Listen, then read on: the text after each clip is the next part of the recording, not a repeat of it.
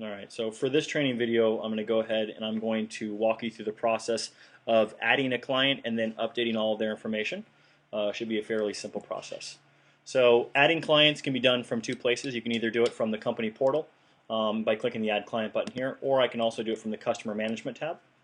I'll just do it from the company portal. I click the Add Client button, and that's automatically going to open up the page to allow me to identify the customer's first and last name, email address, phone number, and all of those types of results. The only fields that are required when creating a new customer are going to be the first and last name and email address. As I type in the first and last name, it will automatically populate the email address.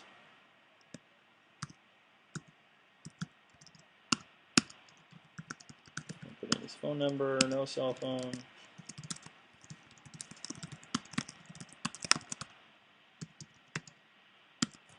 Say they were referred by current customer. Local vet's going to be, let's say, a caring doctor. No additional owners. Then the dog's name is going to be Duke. Male neuter Portuguese water dog. Let's say he's black. We will say that he also has a brother. Who's also the same. Click Add. So now we have two dogs. Once I've added both dogs in here, I can go ahead and click the Create Account button. This is going to take me directly into the pet health record so that I can update and identify additional information about the dog. Everything from granting access or revoking permissions to allow the dog to book online through your website or book on through the widget on your Facebook page. I can collect additional contact information, emergency contacts.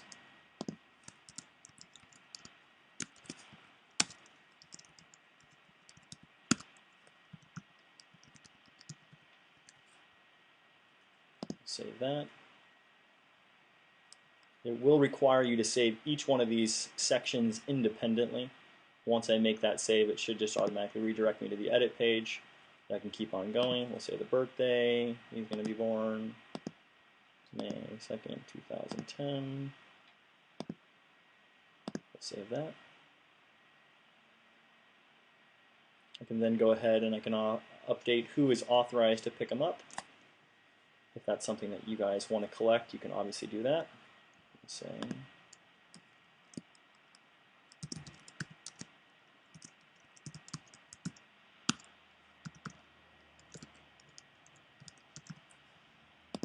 save her profile. Great. Once we do that, it's going to, again, it will reload us back here to the edit page. You can see here, Jenny.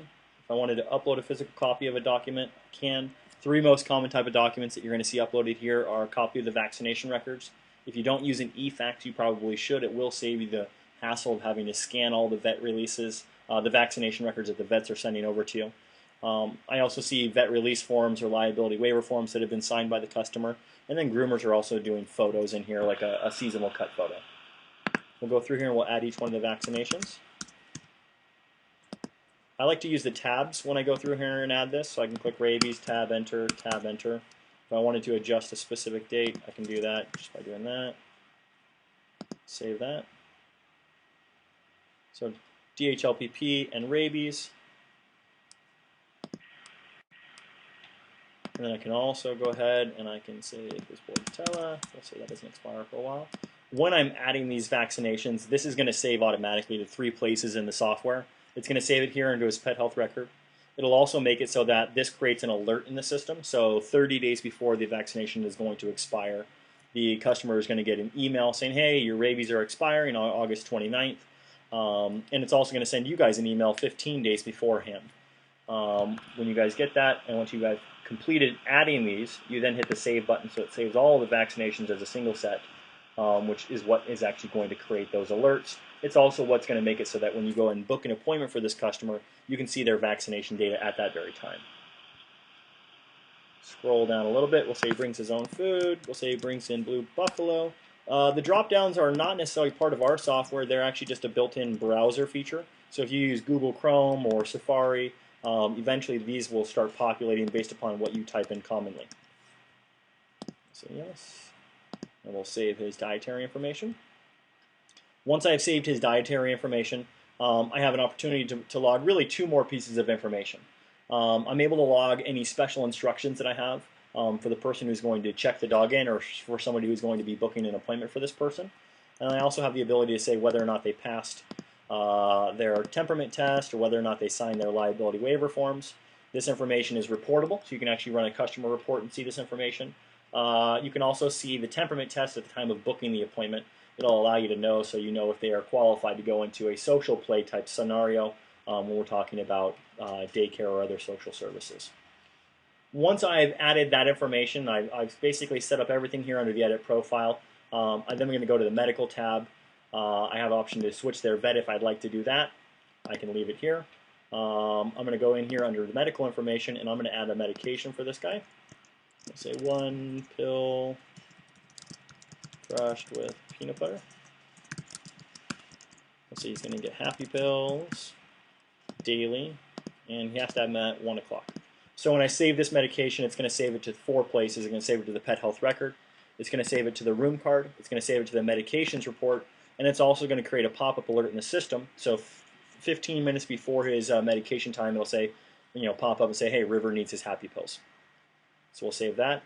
I can come in here and I can also fill out their social profile answers. These are probably things that you might ask them. How long have you had the pup? Where'd you get them from? What's their personality? Things that might stress them out. And again, you're going to go through each one of these independently and identify whether or not they've had these. So no, no, no, yes, no, no.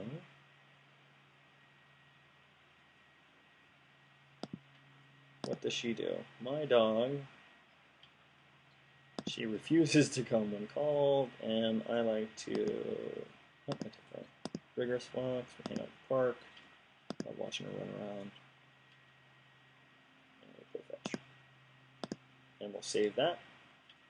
This information is really static information as of today, but our goal is to take that information, that content, and make it so you can do custom email blasts to specific groups of people based upon how they answered those types of questions.